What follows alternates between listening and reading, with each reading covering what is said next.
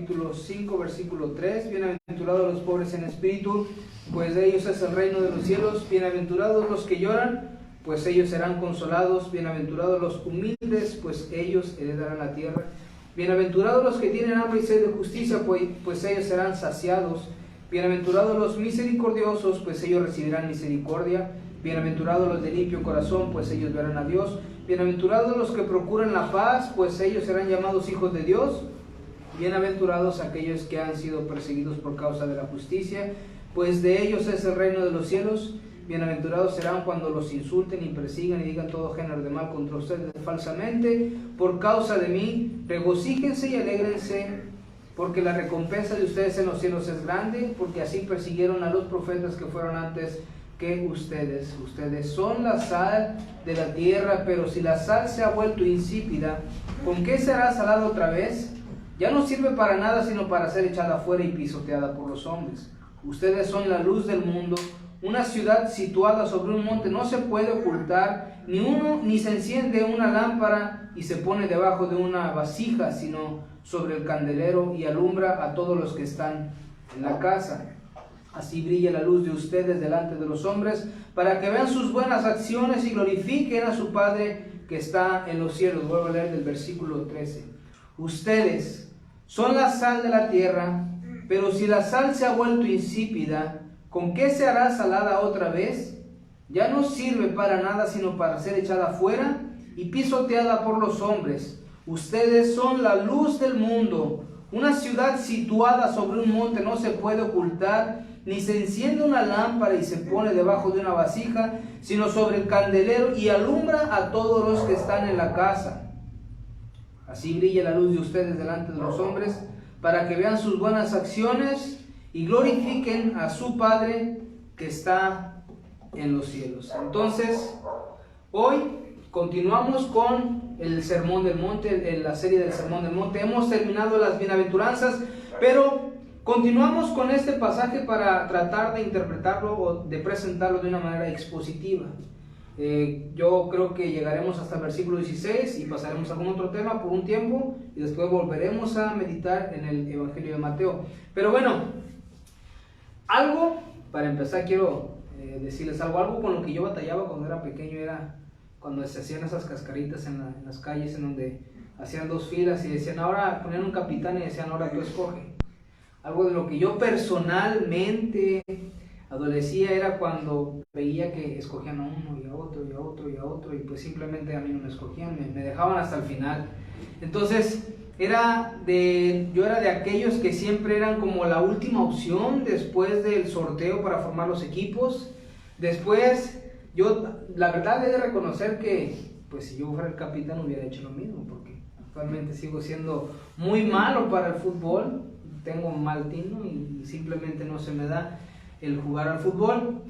Bueno, entonces realmente yo haría lo mismo si yo fuera de quien depende el marcador final, aun cuando en realidad eso no tenga sentido, pues es simplemente un pequeño partido de fútbol, una cascarita de barrio.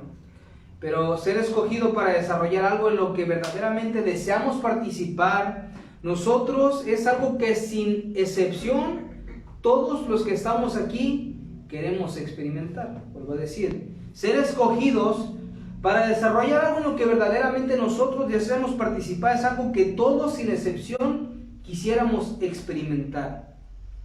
En mi caso yo honestamente no soy nada apasionado por el fútbol, así es que simplemente cuando no me escogían pues sufría de momento y después decía bueno, ya estoy aquí, ya me escogieron, fui la última opción, pues haré lo mejor que pueda. Sin embargo, el hecho de saber de que alguien pensara pronto en mí me animaba a por lo menos intentar hacer las cosas de la mejor manera. Cuando era el último en ser escogido, inmediatamente pensaba esto no es lo que yo quería. Yo no quería ser la última opción. Sin embargo, es lo que pasó. Aquí estoy, lo voy a intentar para demostrar de lo que yo soy capaz. Ahora, si alguno de ustedes se han identificado con esto y ustedes han dicho, sabes, yo recuerdo que cuando yo estaba en alguna u otra situación y yo necesitaba participar y yo estaba en la opción de ser escogido o no ser escogido, pues sabes, siempre me veía hasta el final de las cosas.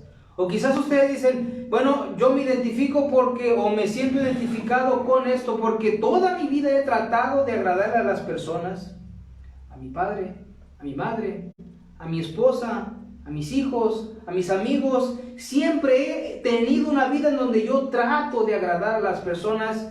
Yo creo que si ustedes se identifican con esto, entonces quiero decirles que entiendo completamente la carga a las que ustedes se han enfrentado, definitivamente.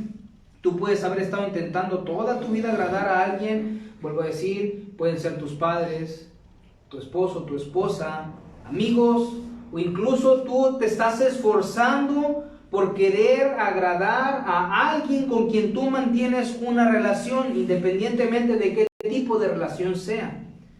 Si te has identificado, piensa en esto.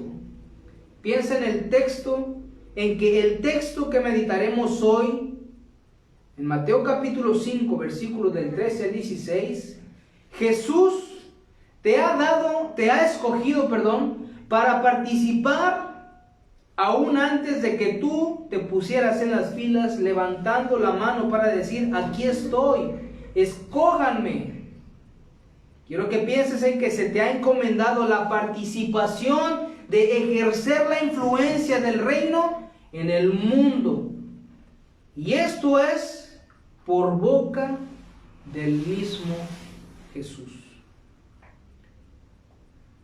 Acabo de decir, cuando a uno lo escogen al final simplemente hay decepción quizás. Y quizás tú dices, he intentado una cosa u otra cosa con mi familia, con mis padres, con mi esposa, y me he visto en fracaso tras fracaso, lucha tras lucha, tratando de mantener el gozo, buscando para ser aceptado, para ser escogido en algo. Pero medita en esto, en el pasaje en el que nosotros estaremos meditando el día de hoy. Jesús a ti y a mí nos ha encomendado la participación de ejercer influencia en el mundo, y no te ha escogido cualquier persona. Ni siquiera te has tenido que parar tú en las filas y decir, yo estoy aquí, llévame a participar, sino que Él te ha escogido desde antes de la fundación del mundo y te ha encomendado la tarea de que tú influyas en el mundo. Eso debe ser de muchísimo ánimo, porque no es cualquier persona la que te da esta tarea, sino es Jesús mismo. Jesús mismo está diciendo, ustedes son la sal de la tierra, pero si la sal se ha vuelto insípida, ¿con qué se hará salada otra vez? Ya no sirve para nada, sino para ser echada fuera y pisoteada por los hombres. Ustedes son la luz del mundo. Una ciudad situada sobre un monte no se puede ocultar, ni se enciende una lámpara y se pone debajo de una vasija, sino que sobre el candelero y alumbra a todos los que están en la casa. Escucha lo que dice Jesús. Así brilla la luz de ustedes delante de los hombres, para que vean sus buenas acciones y glorifiquen a su Padre que está en los cielos. Antes de profundizar, quiero que comprendas que Jesús no solamente te ha escogido a ti y a mí para que tú seas una influencia del reino en el mundo, sino que para que tú y yo lleguemos al punto que dice el versículo 16, para que con tus acciones y con mis acciones las personas glorifiquen a tu Padre y a mi Padre, es decir, a Dios. Padre, te pedimos que tú bendigas tu palabra y que lo que meditaremos el día de hoy, Señor, exalte tu precioso nombre. Gracias por estas palabras en Cristo Jesús. Amén. Entonces, algo que debemos nosotros destacar para iniciar es que Jesús en el versículo 13 y en el versículo 14 y en el versículo 16, Él se está refiriendo a algún grupo de personas. Él les dice en el versículo 13, ustedes son la sal. En el versículo 14 Jesús dice, ustedes son la luz. Y en el versículo 16 Jesús dice, así brilla la luz de ustedes delante de los hombres. Entonces, debemos nosotros entender a quién se refiere Jesús.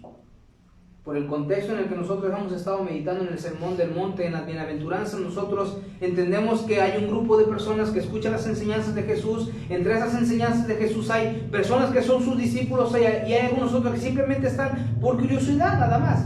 Pero la palabra a la que se refiere en el versículo 13, 14 y 16 cuando dice ustedes es definitivamente a sus discípulos. Esta no es una palabra que Jesús esté diciendo abiertamente, sino que Jesús está refiriéndose enfáticamente a sus discípulos. ¿Por qué digo esto? El versículo 10, 11 y 12 nos refuerza el concepto de que Jesús se refiere específicamente a sus discípulos.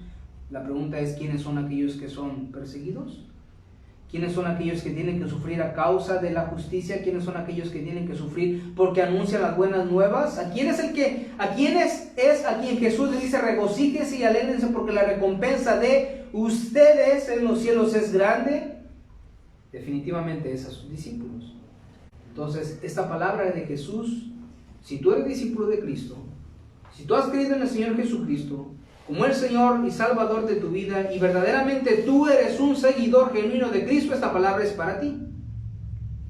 Ahora, Jesús en estos, de manera general, hace un contraste, hace una comparación, y dice que esos discípulos son la sal, y esos discípulos son la luz, y después Jesús muestra que esa sal no debe de perder su sabor, porque si pierde sus propiedades, esa sal simplemente no sirve. Y Jesús en el versículo 14 dice que nosotros somos la luz del mundo, pero también hace una comparación y dice que la luz no está para ser ocultada, sino la luz está para cumplir su propósito, y el propósito por el cual la luz se enciende es para alumbrar. Entonces Jesús compara la luz con una ciudad sobre un monte y una lámpara. Entonces nosotros debemos de entender que Jesús se está valiendo de estas figuras, la sal, la luz, la casa, la ciudad. Entonces eso es de mucha importancia. Entonces, en el Sermón del Monte, Jesús enfatiza diversas enseñanzas.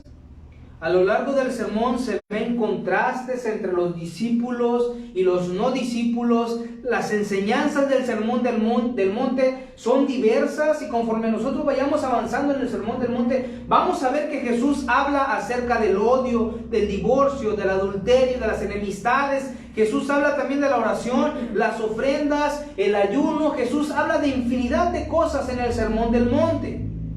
Bueno, entonces, a la luz del Sermón del Monte, esta porción en la cual nosotros estamos meditando el día de hoy funciona como una conclusión de las bienaventuranzas, pero al mismo tiempo funciona como el preámbulo del resto de las enseñanzas que se darán en el resto del Sermón del Monte. Vuelvo a decirlo, estos versículos funcionan como la culminación de las bienaventuranzas, pero al mismo tiempo es el preámbulo, es la introducción para todo el resto de enseñanzas que Jesús nos dará a lo largo de todo el Sermón del Monte.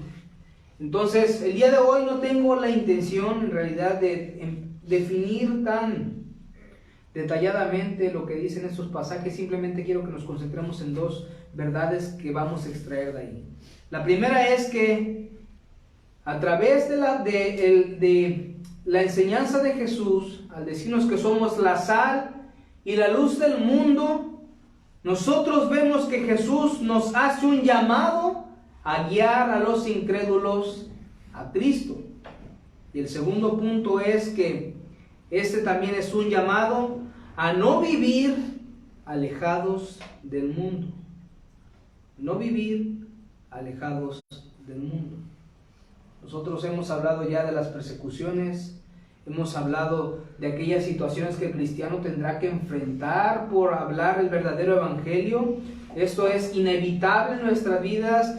La persecución es inevitable, en algunos será de mayor medida, algunos de menor medida. No sabemos la medida por la cual cada cristiano tendrá que pasar. Yo no sé, en realidad, en qué medida ustedes se enfrentarán a la persecución, como tampoco sé en qué medida yo me enfrentaré a la persecución. Pero la realidad es que Cristo nos muestra a través de las bienaventuranzas, especialmente las del versículo 9 y 10, o 10 y 11, perdón, que el cristiano definitivamente enfrentará algún tipo de persecución. Por el contexto nosotros entendemos que el creyente debe vivir a la luz de las bienaventuranzas, y esto debería de ser suficiente para que entendamos que el cristiano es sal y luz del mundo. Las bienaventuranzas, vuelvo a decirlo, deberían ser suficientes para que nosotros entendamos que el cristiano debe vivir siendo sal y luz de este mundo. Yo les quiero hacer dos preguntas. La primera es: ¿existiría alguien fuera de los hijos de Dios que quiera vivir a la luz de las bienaventuranzas? La siguiente pregunta es: ¿habrá alguien que viviendo fuera de las bienaventuranzas sea sal y luz? Ambas respuestas es no. En ambas preguntas nosotros tenemos que responder no. Decía la primera: ¿existirá alguien fuera de los hijos de Dios que quiere vivir a la luz de las bienaventuranzas? ¿Habrá alguien que no es hijo de Dios que le llame la atención o que se interese por el concepto de Jesús cuando habla acerca de los pobres, de los que lloran, de los humildes, de los misericordiosos, de aquellos que tienen hambre y sed de justicia? ¿Habrá alguien fuera de los hijos de Dios que quiera llamarse pacificador? ¿Habrá alguien fuera de los hijos de Dios que quiera ser sal y luz en el mundo cuando sabe que va a recibir persecución? No, no hay. Entonces las bienaventuranzas deberían ser suficientes para que nosotros entendamos que como creyentes estamos llamados a ser sal y luz en este mundo. Ahora Jesús, lo acabamos de ver en el versículo 13 y 14 y 16, dice: ustedes son. Y para abrir esta sección es importante de primera mano que se piense en que estas indicaciones que está dando Cristo desde la perspectiva de Mateo es una encomienda que está haciendo un rey. Porque digo esto, recuerden que Mateo presenta a Jesús a lo largo de todo el Evangelio como el rey, está dirigiéndose a los judíos. Entonces, para que tú y yo cobremos sentido e importancia a lo que Jesús está diciendo, por favor piensa que Jesús está haciendo un anuncio, un llamado a sus discípulos desde su postura de rey. Podríamos decir que el rey Jesús ha dado las indicaciones para aquellos discípulos que le siguen sin importar el costo. Ahora, la sal y la luz es la comparación que Cristo hace. No es necesario un amplio espectro de analogías para entender que Cristo enfatiza en el texto que el cristiano afecta a otras personas para bien o para mal. Vuelvo a decirlo. El cristiano afecta a otras personas para bien o para mal. Un comentarista diría esto: hay tantas personas que no leen la Biblia, pero que constantemente nos leen a nosotros. Si nuestra conducta no concuerda con nuestro llamamiento, de muy poco valdrán nuestras palabras. Vuelvo a leerlo: hay tantas personas que no leen la Biblia, pero que constantemente nos leen a nosotros. Si nuestra conducta no concuerda con nuestro llamamiento, de muy poco valdrán nuestras palabras. No tiene caso que nosotros, siendo creyentes, incongruentes con lo que vivimos, hablemos cuando nosotros estamos intentando ser sal y luz, porque nuestras palabras no serán coherentes con nuestra manera de vida. Entonces ahora, por eso es que les he dicho ahorita, el cristiano afecta a otras personas para bien o para mal. Para bien cuando tú anuncias el evangelio y eres coherente con lo que tú estás aprendiendo y enseñando. De mala manera porque si con tus actitudes no muestras lo que crees, definitivamente serás tropiezo para las personas que no conocen de Dios. Ahora, como les decía en un principio, en esta ocasión no me centraré en definir por separado la sal y la luz, sino que mi intención es captar su atención a la participación que tienen como creyentes en el mundo. Ese es el punto. Jesús está hablando aquí acerca de la sal y la luz. Entonces Jesús está transmitiéndonos que tú y yo tenemos una participación en el mundo. La pregunta es, ¿cuál es esa participación? ¿Alguna vez te has preguntado eso? Como creyente, ¿qué participación yo tengo? ¿Hasta dónde yo me tengo que involucrar como cristiano en el mundo? Aunque nosotros vemos que el cristiano debe guiar a los incrédulos a Cristo, siempre es importante que nosotros meditemos en cuál es nuestra participación como cristianos en este mundo.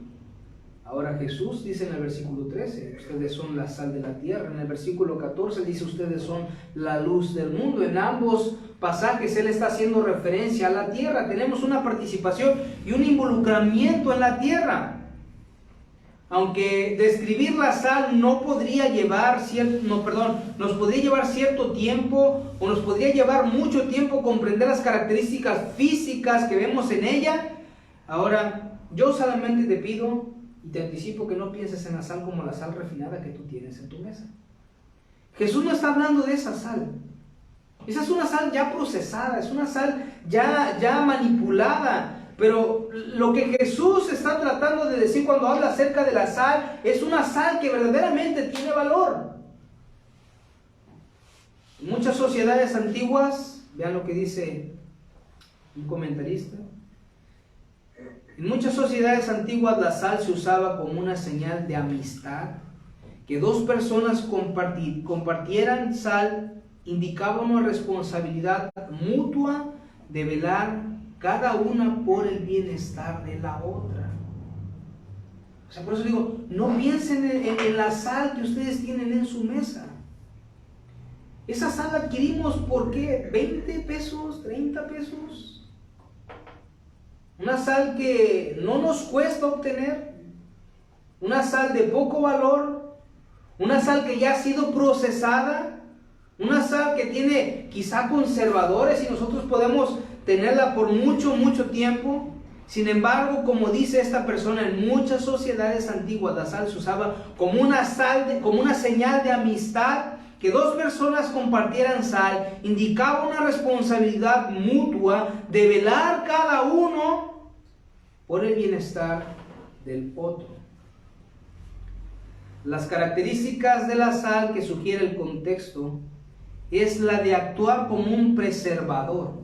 Ese es el punto de este pasaje. Cuando Jesús dice que ustedes son la sal de la tierra, Jesús enfáticamente, y por el contexto que ya hemos estado meditando acerca de las persecuciones, acerca de ser pacificadores, Jesús está diciendo que la sal tiene el propósito de ser un preservador. Que dice Mateo capítulo 5 del versículo 9 al 12, dice, bienaventurados los que procuran la paz, pues ellos serán llamados hijos de Dios. Bienaventurados aquellos que han sido perseguidos por causa de la justicia, pues de ellos es el reino de los cielos. Bienaventurados serán cuando los insulten y persigan y digan todo género de mal contra ustedes falsamente por causa de mí. Regocíjense y alégrense, porque la recompensa de ustedes en los cielos es grande, porque así persiguieron a los profetas que fueron antes que ustedes. Entonces, el propósito de la sal en el contexto que estamos meditando es retardar la corrupción de las cosas, sin dejar de lado que el cristiano debe ser como sal, que le da también ese sabor a las cosas. Vuelvo a decirlo, Jesús nos ha llamado a nosotros a retardar la corrupción de las cosas, sin dejar de lado que el cristiano debe ser como la sal, que le da sabor a la comida, a las cosas. Colosenses capítulo 4 versículo 6 dice que su conversación sea siempre con gracia, sazonada como con sal, para que sepan cómo deben responder a cada persona. Que nosotros entendamos por medio de este contexto que como cristianos estamos llamados a frenar la corrupción de las cosas. No indica en ningún sentido que debemos ser personas que no muestran misericordia. ¿Queda claro eso? Que el contexto nos diga que nosotros debemos ser como la sal para refrenar la corrupción, no significa que nosotros debamos actuar sin misericordia. Recuerden, somos pacificadores. Recuerden lo que dice la bienaventuranza en el versículo 7. Bienaventurados los misericordiosos, pues ellos recibirán misericordia. Entonces, cuando Jesús habla acerca de la sal, lo hace en el contexto o en el sentido de que nosotros como cristianos debemos ser aquellos que preservan el mundo de la corrupción. La sal entonces combate el deterioro. Los cristianos, cuando se muestran como verdaderos cristianos, están constantemente siendo pacificadores, combatiendo la corrupción moral, haciendo frente más allá de las cuatro paredes. Piensen por un momento en la reacción que usted provoca o que ustedes provocan cuando en medio de un grupo de incrédulos se está hablando en tono subido, con malas palabras, se está quizá diciendo algún chiste en mal sentido. Piensa por favor en un momento cómo es la reacción que tú provocas. En ese grupo, en tu grupo más cercano de compañeros de trabajo, amigos de escuela, ¿se frena de manera repentina cuando tú te presentas? ¿Cuando están en ese contexto? Vuelvo a preguntar, en tu grupo más cercano de compañeros de trabajo, amigos de escuela, ¿se frena de manera repentina las malas conversaciones cuando tú te presentas? Hermanos, esta es una buena pregunta para evaluar si tú y yo verdaderamente estamos siendo sal y luz de este mundo. La sal actúa como para preservar las cosas, simplemente actúa aunque no se puede observar directamente todas las reacciones químicas. Entonces, nosotros cuando estamos con la sal tratando de preservar las cosas, nosotros no vemos cómo está actuando la sal, ¿verdad que no?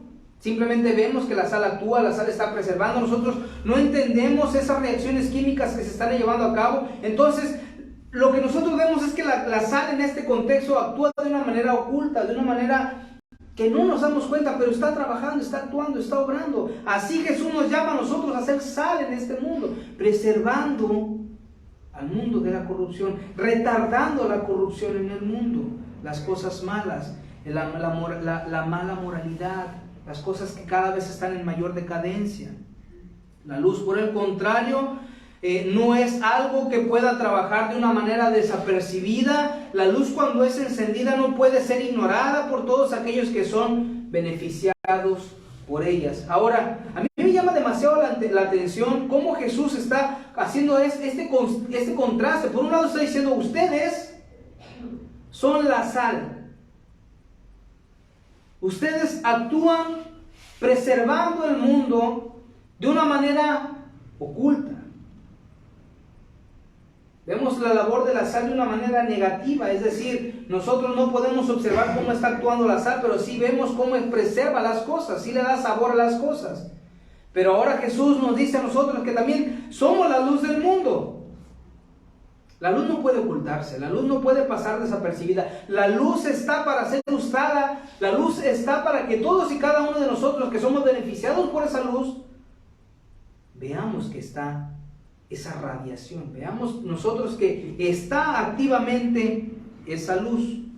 La luz, cuando es encendida, no puede ser ignorada por aquellos que son beneficiados por ella. Ahora, mientras pensaba, bueno, ¿cómo les podré decir a los hermanos para que entiendan este concepto de la luz? Bueno, lo único que se me ocurriera era esto. Piensen ustedes por un momento en las veces que están en medio de una buena película, están disfrutando ese momento con su familia, están cómodos en la sala de su casa y de pronto viene la mejor escena y de un momento a otro simplemente se va la energía eléctrica. Caray, se nos corta lo mejor que nosotros habíamos estado esperando durante todas estas películas. Pero cuando Jesús habla acerca de la luz, no está hablando acerca de la energía eléctrica, no está hablando acerca de la luz, como nosotros le decimos a la energía eléctrica, sino que lo que Jesús está diciendo en este contexto, nosotros estábamos tan emocionados por la película, se va la energía eléctrica, nos vemos frustrados porque nosotros estábamos tratando de esperar una escena, pero simplemente se va la energía. Ese hecho no puede pasar desapercibido. Es seguro que inmediatamente alguno de ustedes iría por una fuente de luz más cercana, ya sea por medio de una vela, una linterna de baterías. ¿Verdad que cuando estamos en oscuridad lo que primero queremos es ver la luz? No queremos estar escondidos, no queremos estar sin ver. Entonces Jesús habla de la luz en los términos de que ella resplandece abiertamente. Así debemos ser nosotros. El mundo está en corrupción, el mundo está hundido en pecado, pero tú y yo debemos ser la luz que radia en medio de la oscuridad. Por decirlo, Jesús habla de la luz en los términos de que ella resplandece abiertamente. La luz no puede ser ocultada. La luz no sirve cuando se busca ocultar. O sea, vean lo que dice Jesús: ustedes son la luz del mundo. Una ciudad situada sobre un monte no se puede ocultar. Ni se enciende una lámpara y se pone debajo de una vasija, sino sobre el candelero, y alumbra a todos los que están en la casa. Es absurdo usar una sal que no es salada para que funcione como un agente preservador, como también es absurdo encender una luz para luego ocultarla. O sea, es absurdo. Cuando Jesús dice eso, ni se enciende una lámpara y se pone debajo de una vasija, sino sobre el candelero y alumbra a todos los hombres que están en la casa. Encender una lámpara y ponerle debajo de una mesa en un lugar en donde no va a alumbrar, ¿no resulta absurdo? No tiene sentido, ¿verdad? No es como que yo estoy a oscuras, estábamos viendo esa película, estamos a oscuras, como que voy, busco una lámpara, pero simplemente la prendo y la apago, la tapo. O sea, ¿qué razón tiene? No tiene sentido eso. ¿O para ustedes tiene sentido, hermanos? Entonces ahora yo les digo a ustedes, como cristiano, es absurdo decir que amas a Cristo y no estar activamente involucrado en el anuncio de las buenas nuevas. Vuelvo a decirlo, como cristiano es absurdo decir que amas a Cristo y no estar activamente involucrado en el anuncio de las buenas nuevas. Como que no tiene sentido, ¿verdad? Entonces, como cristiano, es absurdo decir que amas a Cristo e ignoras el mandato de ser sal y luz en la tierra. ¿No les llama la atención eso? ¿No resulta absurdo decir que amo a Cristo y no soy partícipe del anuncio del Evangelio? ¿No es absurdo decir que amo a Cristo y simplemente no me interesa ser sal y luz? Yo creo que debemos de reflexionar bastante en eso. Jesús nos pidió que siguiéramos su ejemplo. Veamos Mateo 9:35. Jesús recorría todas las ciudades y aldeas, enseñando en las sinagogas de ellos, proclamando el evangelio del reino y sanando toda enfermedad y dolencia. Jesús nos pidió que siguiéramos su ejemplo y su ministerio consistió en la enseñanza de la palabra, predicación del evangelio y sanidad de enfermos. Esa fue su obra y es nuestra misión. Nuestra misión es proclamar el evangelio, es predicar el evangelio, es anunciar las buenas nuevas de Cristo. Y esa ha sido la tarea desde el nacimiento de la iglesia, hermanos. Esa es tu tarea. Si tú te preguntas, ¿cuál es mi tarea como cristiano? Que pertenece al cuerpo de Cristo, que pertenece a una iglesia, es anunciar las buenas nuevas de salvación. Voy a decirlo, como cristiano, es absurdo decir que amas a Cristo y no estar activamente involucrado en el anuncio de las buenas nuevas. Como cristiano es absurdo decir que amas a Cristo e ignorar el mandato de ser sal y luz en la tierra. Pero bueno, entonces nosotros ya entendimos que Cristo nos llama a ser sal, nos llama a ser luz. Pero entonces lo que nos muestra este pasaje es que esto no se hace en medio de cuatro paredes. Es que esto no se hace simplemente en tu grupo más cercano, con tus hermanos más cercanos, con las personas con quien tú te sientes cómodo, sino que esto se hace en la tierra, esto se hace en el mundo. Se proclaman las buenas nuevas a un mundo incrédulo. Jesús dijo que no vino a salvar a enfermos, sino a pecadores.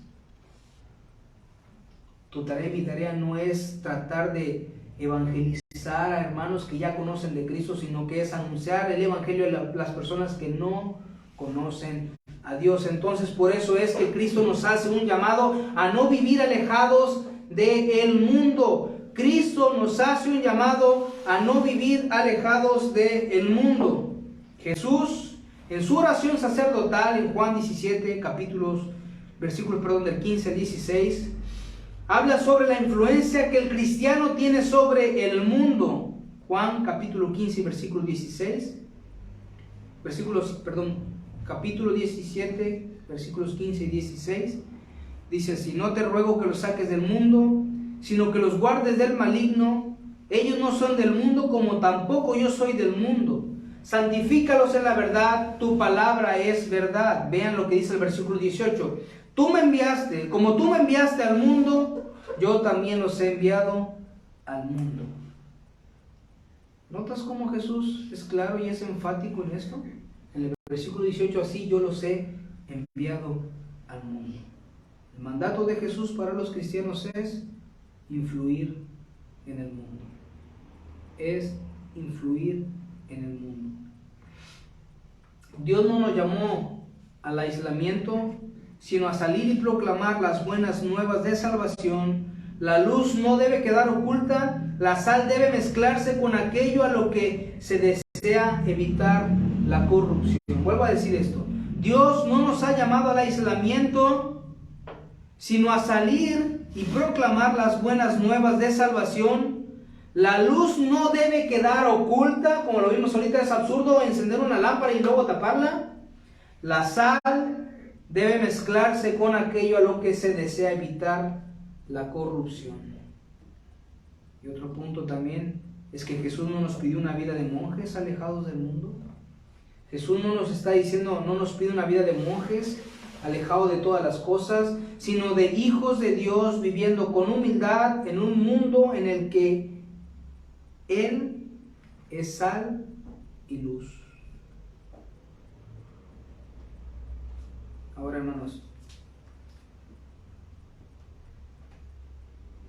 Jesús dice en el versículo 16, así brilla la luz de ustedes delante de los hombres para que vean sus buenas acciones y glorifiquen a su Padre que está en los cielos.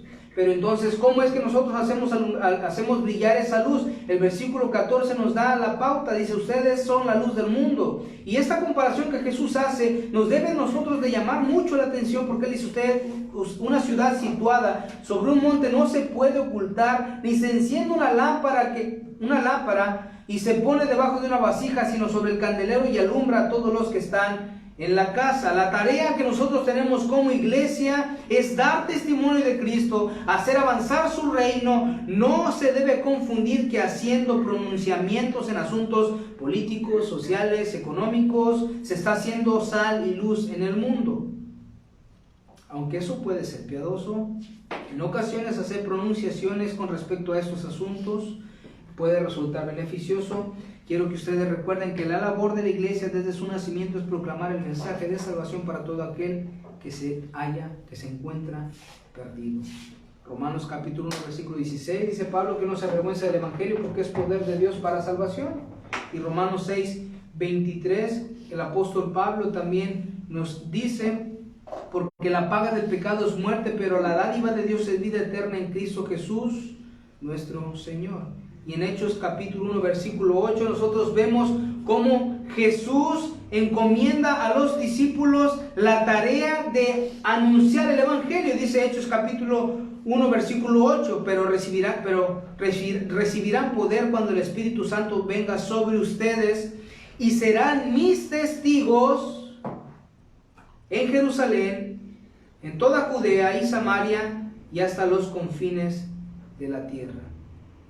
Entonces, La iglesia tiene la tarea de proclamar el Evangelio, el mensaje de salvación para todo aquel que se encuentra perdido. Y para reforzar la idea, no se debe vivir alejado del mundo. Cristo utiliza las ilustraciones de una ciudad y de una lámpara. Por ejemplo, Jesús está diciendo aquí que una ciudad situada sobre un monte no se puede ocultar. Cuando habla de monte, no habla de monte de hierba crecida, sino que habla de una ciudad que está en un monte, está en lo alto. Entonces, una ciudad que está en lo alto y es una ciudad fortificada pasa desapercibida definitivamente, ¿no? Es una ciudad que fácilmente es reconocida. Esa ciudad con murallas y fortificaciones no se puede esconder. Esa ciudad es claramente visible para todos. Ahora Jesús está comparando, haciendo esta comparación de que nosotros como cristianos, como sal y luz, específicamente como luz, somos como una ciudad que no se esconde, una ciudad que no pasa desapercibida. Tú no puedes pasar desapercibido como cristiano. Tú no puedes decir soy de Cristo y nadie en tu colonia, ni tu ciudad, ni tus amigos se enteran de que tú eres cristiano. Eso no es coherente con lo que nos dicen las Escrituras. Eso no es coherente con lo que nos dice Cristo. Tú como cristiano no puedes pasar desapercibido. Tú eres como esa ciudad fortificada que está en un monte, que no se esconde a la vista de nadie. Pero también Jesús dice, usando la ilustración de una lámpara, Él dice, ni se enciende una lámpara y se pone debajo de una vasija. ¿Por qué? Porque una lámpara sirve para dar luz, una lámpara sirve para alumbrar. El cristiano está para hacer luz en el mundo. No eres una lámpara para que tú permanezcas apagada o apagado. Eres una lámpara que sirve para alumbrar, una lámpara que está lista para alumbrar, para hacer luz, para irradiar luz, para ser de Cristo. Eso es nuestro propósito. Vuelvo a decir, es una ciudad con murallas y fortificaciones. Esta ciudad no se puede esconder. Esta ciudad es claramente visible para todos. Tú eres como una lámpara, tú eres una lámpara que da luz, una lámpara que sirve para alumbrar. El propósito de ser sal y luz en el mundo no es para que las personas se sientan atraídas a nosotros. Tú no eres sal y luz en el mundo para que las personas se sientan cómodas contigo. Tú no eres sal y luz en este mundo para que las personas digan, wow, yo sigo a fulanito, yo sigo a sultanito, yo sigo a perenganito. No. Tu función al ser sal y luz en este mundo es para que las personas glorifiquen a tu Padre cuando tú haces acciones que glorifican a Dios. Vuelvo a decirlo, es lo que dice el versículo 16. Ustedes, así brilla la luz de ustedes delante de los hombres, para que vean sus buenas acciones y glorifiquen a su Padre que está en los cielos. O sea, el propósito de ser sal y luz en el mundo no es para que las personas se sientan cómodos con nosotros, ni tampoco estén siguiéndonos a nosotros, sino para que nosotros guiemos a las personas a que glorifiquen a nuestro Dios. ¿Y cómo lo glorifican? Bueno, lo glorifican cuando hacemos que las personas